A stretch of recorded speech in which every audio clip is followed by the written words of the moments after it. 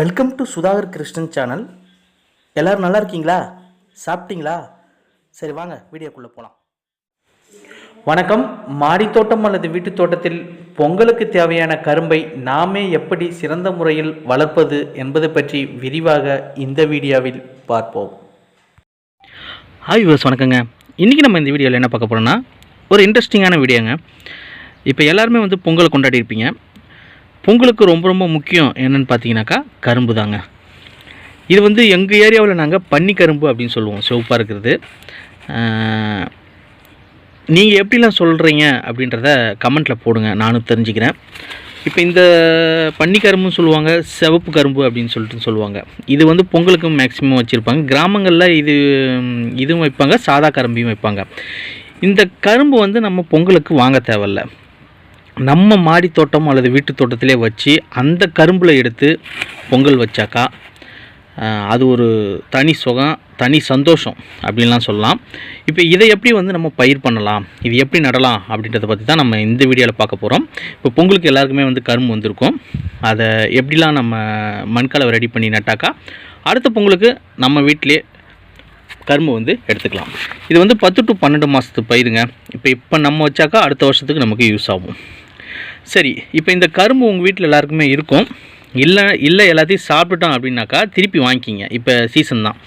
இந்த மாதிரி பரு இருக்குது பார்த்தீங்களா, இந்த பரு நல்லா இருக்கிற மாதிரி எடுத்துக்குங்க.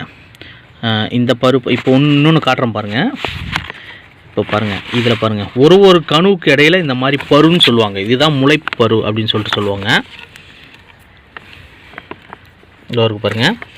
அதுவே பார்த்தீங்கன்னாக்கா இதில் பாருங்கள், இது டேமேஜ் ஆகிட்டுருக்கு பாருங்கள். இது நட்டாலும் உங்களுக்கு வராது. அதனால் இந்த மாதிரி பரு இருக்கிறத மட்டும் எடுத்துக்குங்க.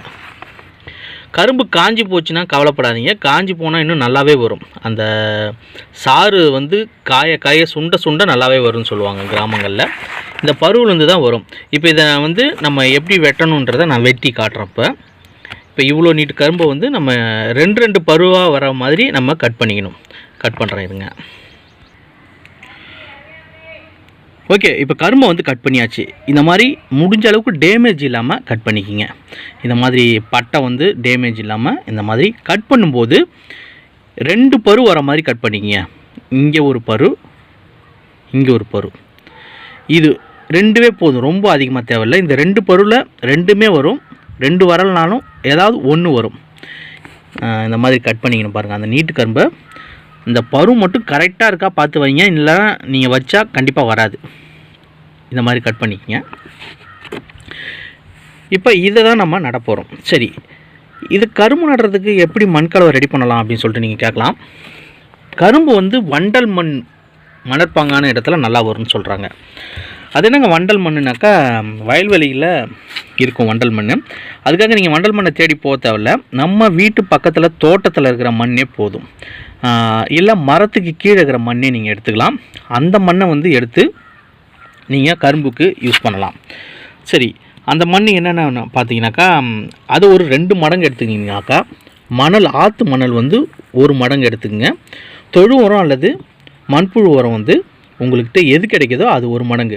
உங்கள்கிட்ட நீங்கள் காய்கறி கழிவு அந்த மாதிரி எது இருந்தாலும் நீங்கள் அதை கொஞ்சம் எடுத்துக்கலாம், ஒன்றும் பிரச்சனை இல்லை. இல்லைனா பரவாயில்ல. தொழு உரம் அல்லது மண்புழு உரம்.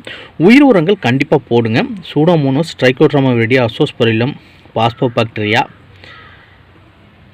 அடுத்து எல்லாமே சொல்லிட்டு நினைக்கிறேன். 4 உயிர் உரம்: Pseudomonas, Trichoderma viride, phosphobacteria, Azospirillum. எல்லாத்தையுமே ஒரு பேக்குக்கு ஒரு ஸ்பூன் எடுத்துக்கலாம். நம்ம எடுத்து எல்லாத்தையுமே நல்லா கலந்துட்டு கொஞ்சம் ஈரப்பதத்தோடு வச்சுருந்து ஒரு 5 நாளில் இதை விதைக்க ஆரம்பிக்கலாம்.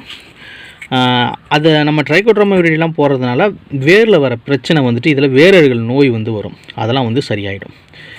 அதை போட்டுட்டு நம்ம கரும்பை எடுத்து, இப்போ 2 பரு இருக்குது பார்த்தீங்களா, இது இப்படி வைங்க. இந்த சைட்லேருந்து கிளப்பு வர மாதிரி. முக்கியமாக ஒரு பேக்குக்கு 1 மட்டும் வைங்க. ஏன்னா இது தொடர்ந்து அதாவது நிறைய கிளைகள், பக்க கிளைகள் வந்துகிட்டே இருக்கும். ரொம்ப ஆழமாக நோண்டிடாதீங்க, அது வராது. கொஞ்சம் மேலே இந்த மாதிரி வச்சுடுங்க. இது மேலே மண்ணை கண்டிப்பாக மூடி விடணும், வெளியில் தெரியாத அளவுக்கு. எல்லாம் எறும்புகள் வர ஆரம்பிக்கும். எறும்புகள் இதை வந்து சாப்பிட வரும். அப்போ வந்து நம்ம மஞ்சள் கரைசலை கொஞ்சம் ஊற்றி விட்டால் போதும். இந்த மாதிரி நம்ம மூடி வச்சுட்டு இதுக்கு தண்ணி ஊற்றிட்டு வந்தாலே சாதாரணமாக இது வந்து முளைப்பு வர ஆரம்பிச்சிடுங்க. இதில் வந்து தண்ணி வந்து நம்ம தெளித்து விட்டு வந்தாலே முளைப்பு வர ஆரம்பிச்சிடும். இந்த 2 பருவம் நம்ம வைக்கிறோம் பார்த்தீங்களா, ரெண்டுமே வந்து வந்துடும். கரும்புக்கு தண்ணீர் வந்து ரொம்ப அவசியங்க. அதனால் தண்ணீர் ஊற்றாமல் விட்றாதீங்க. தண்ணீர் ஊற்றினா தான் நல்ல வளமாக வரும். சரி, கரும்பு நட்டாச்சு வந்தாச்சு, இப்போ முளைப்பு வந்துடும். இது வந்து ஒரு 5 to 9 நாளில் வர ஆரம்பிச்சிடும். அப்ராக்சிமேட்லி வந்து 5 to 9 நாளில். அதுக்கப்புறம் நம்ம வந்து சாதாரணமாக உரங்கள் கொடுத்துட்டு வந்தாலே வந்துடும். இதில் முக்கியமாக வந்து குருத்து நோய் ஒன்று வருங்க. அதாவது கரும்பு நல்லாயிருக்கும், அதுக்கு அடியில் பார்த்தீங்கன்னாக்கா குருத்து நோய் வரும். அப்போ குருத்து வந்து வாடி போயிடும்.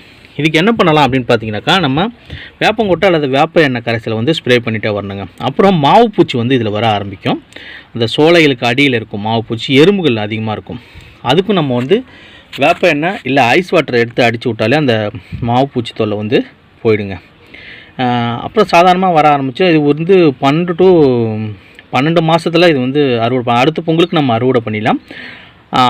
அதுக்கப்புறம் சோலை மாதிரி சைடில் இருக்கிற சோலை வந்து காஞ்சி போச்சுன்னா அதை வந்து நம்ம அடிக்கடி எடுத்து விடணும். அதேமாதிரி நிறைய பக்க கிளைகள் வராத அளவுக்கு கீழே இருந்து வர்றதை வந்து கவாத்து பண்ணி விடணும். ஓகே, கரும்பு நடுறது எப்படின்றத பற்றி இந்த வீடியோவில் நம்ம பார்த்துன்னு நினைக்கிறேன். இந்த வீடியோ உங்களுக்கு பயனுள்ளதாக இருந்திருக்குன்னு நினைக்கிறேன். உங்களுக்கு ஏதாவது தெரிஞ்சதுனாக்கா இந்த கரும்பை பற்றி, இதோட பேர் என்ன அப்படின்றத பற்றி கமெண்ட்டில் போடுங்க.